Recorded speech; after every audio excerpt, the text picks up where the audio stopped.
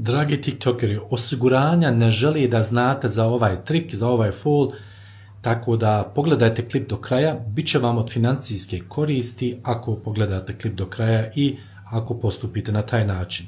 Naime, dešava se da vam osiguravajuća društva šalju nove naloge sa novim cijenama, objašnjavajući da je došlo do poskupljenja i da oni jednostavno moraju da prihvate te nove cijene. Vi ne morate da prihvatite to, tražite takozvanu sogenannte Tarifumstellung auf den neuen Tarif 2025.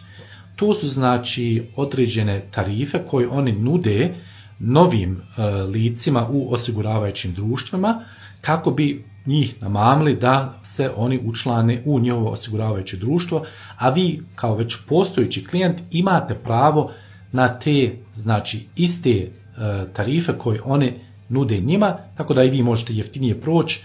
Tražite samo Tarifumstellung nach dem neuen Tarif 2025 i oni će vam tražiti u ovom slučaju u autoosiguranjima, samo će vam tražiti novu kilometražu vašeg vozila i dobit ćete jeftinije osiguranje.